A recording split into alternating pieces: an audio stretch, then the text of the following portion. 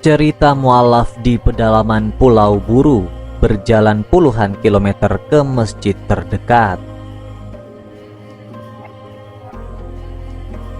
Yayasan Masjid Nusantara, organisasi filantropi yang bergerak memakmurkan masjid di pelosok Indonesia, kembali memulai pembangunan bangunan masjid di Dusun Sekusa, Desa Wasi, Kecamatan Vinalisela, Kabupaten Buru, Provinsi Maluku.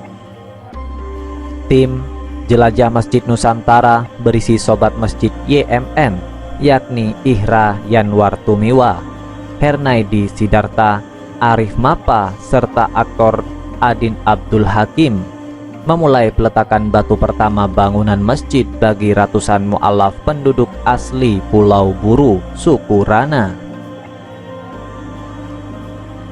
Anggota tim Jelajah Masjid Nusantara Muhammad Iqbal Fetra mengatakan, tim mengawali perjalanan menuju Pulau Buru dari Jakarta menuju Bandara Patimura Ambon Rabu 24 Februari 2021. Cuaca buruk di belahan timur Indonesia sempat menghadang langkah tim bergeser masuk Pulau Buru.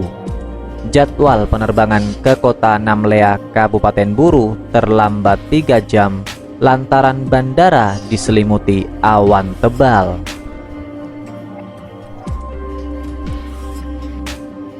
Tiba di Bandara Namlea, tim bergegas berbelanja logistik berupa bahan pokok dan sepaket sirih pinang untuk menghormati adat istiadat warga setempat.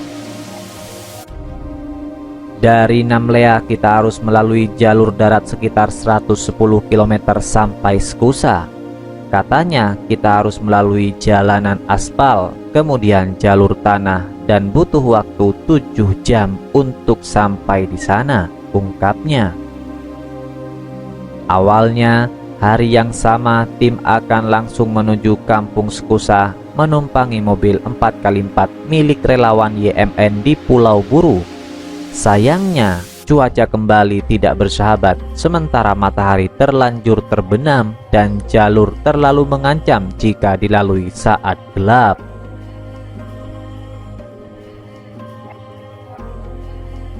Keesokan harinya saat pagi buta, tim bersama beberapa orang lokal beranjak pergi dari Namlea menyusuri jalan aspal Desa Lala, Ubung, Jiku Merasa, Waimiting, Sawa, dan Lamahang. Nampak di kiri kanan jalan hamparan kebun kayu putih yang menjadi mata pencaharian utama penduduk Pulau Buru, diselingi pohon keras jenis meranti. Jalanan mulai menanjak, beralaskan tanah mulai dari desa Miskoko sepanjang 20 km menuju desa Silewa. Di sini tim beristirahat, mendinginkan mesin mobil sembari anggota tim sejenak meluruskan pinggang di selasar masjid kampung. Di desa Silewa ini, tim masih bisa menikmati jaringan internet dan energi listrik, karena setelah itu tiang PLN tidak lagi berdiri tegak di pinggir jalan. Sinyal provider sebagai arus utama online gadget maupun laptop hilang seiring terjalnya perjalanan berikutnya.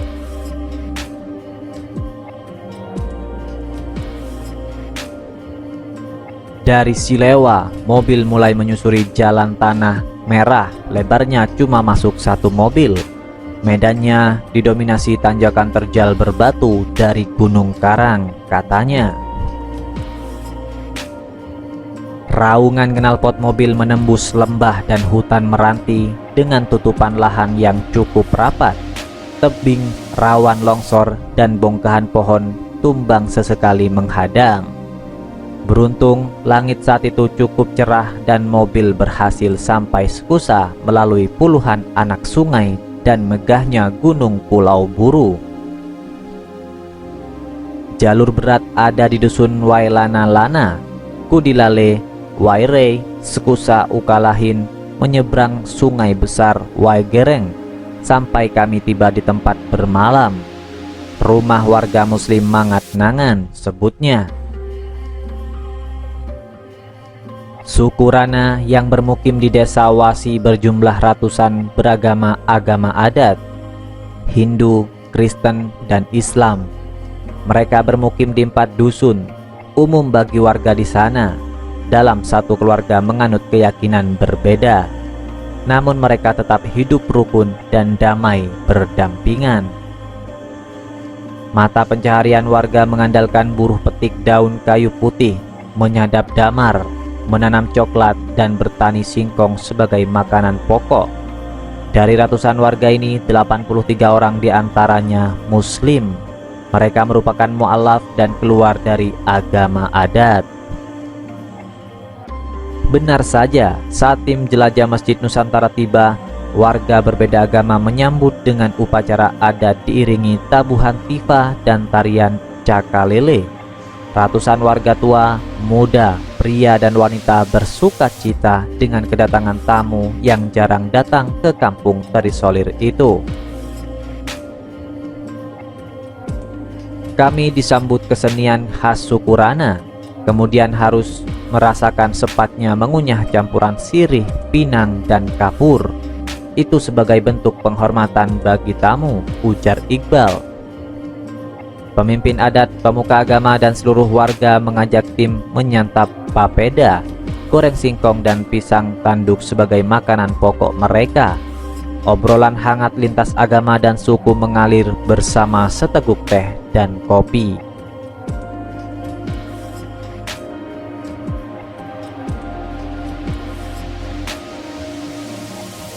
Muhammad Anis Latbual, salah seorang mu'alaf dusun Mangat Nangan, mengakui sudah 1 tahun dirinya menjadi mu'alaf. Namun sejak mengenyam pendidikan SMP, keinginan untuk bersyahadat sudah ada. Dulu orang tua belum menyetujui karena di dusun tidak ada masjid. Mereka khawatir saya harus meninggalkan dusun untuk bisa beribadah di masjid terdekat, katanya. Keinginannya untuk memeluk Islam semakin kuat setelah mengenal tambatan hati wanita muslim bernama Ulfa Elis. Disaksikan Ustadz Mujahid, Anis akhirnya bersyahadat dan akhirnya menikahi Ulfa. Mereka kini tinggal di dusun Mangat Nangan.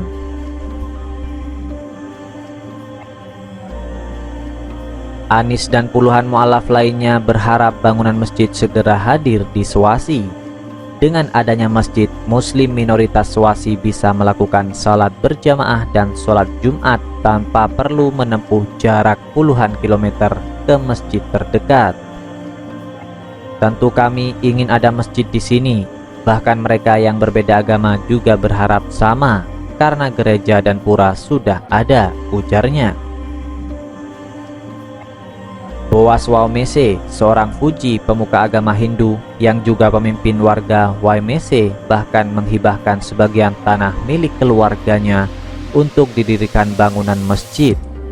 Bukan hanya untuk masjid, keluarga Waumese juga mempersilahkan lahan itu digunakan untuk pemukiman muslim. Di sini sudah ada rumah ibadah untuk warga Kristen dan Hindu, sementara masjid belum ada. Paling dekat di desa Silewa, jaraknya 80 km dari sini, ucap pria bersahaja ini.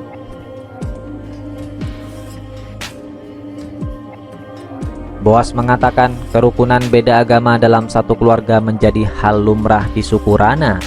Putranya saja bernama Widing, seorang mu'alaf, dan dirinya tidak mempermasalahkan beda agama dengan anaknya sendiri. Begitu juga dengan warga lainnya, perbedaan keyakinan dalam satu keturunan tidak lantas memutuskan hubungan keluarga.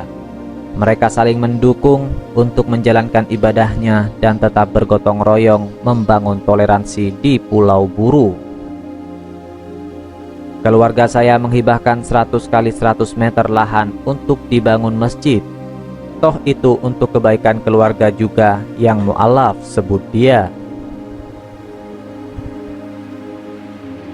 Yayasan Masjid Nusantara, organisasi filantropi yang bergerak memakmurkan masjid di pelosok Indonesia, kembali memulai pembangunan masjid di Dusun Sekusa, Desa Wasi, Kecamatan Vinalisela, Kabupaten Buru, Provinsi Maluku. Namun untuk memiliki bangunan masjid yang representatif, warga tidak punya cukup uang membeli semen, pasir, dan atap, apalagi karpet untuk sholat. Penghasilan warga hanya sekadar penyedap damar dan petik daun kina. Apalagi infrastruktur rusak berat untuk mencapai kampung serta tidak adanya listrik menjadikan ekonomi warga sulit berkembang. Puluhan mualaf desa Swasi berharap bangunan masjid segera terbangun agar bulan Ramadan nanti bisa digunakan.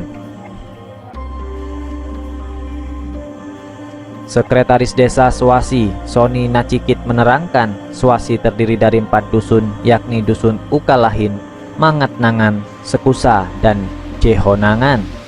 Kurang lebih ada 200-an jiwa bermukim di sana dan menganut keyakinan berbeda. Namun toleransi agama tetap terbangun dengan baik. Direktur Masjid Nusantara Pras Purwono mengatakan, setelah berhasil membangun 124 masjid di pelosok Nusantara, pihaknya akan memulai kembali pembangunan masjid bagi mualaf di Desa Swasi. Ada 4 pertimbangan pemilihan lokasi, yakni wilayah dengan muslim minoritas, lokasi pelosok dengan akses yang sulit, wilayah dalam kondisi yang terancam berpindah agama, serta pembangunan masjid di lokasi bencana. Di Desa Swasi Pulau Buru ini, salah satunya menjadi prioritas dibangun, terang Pras Senin 29 Februari 2021.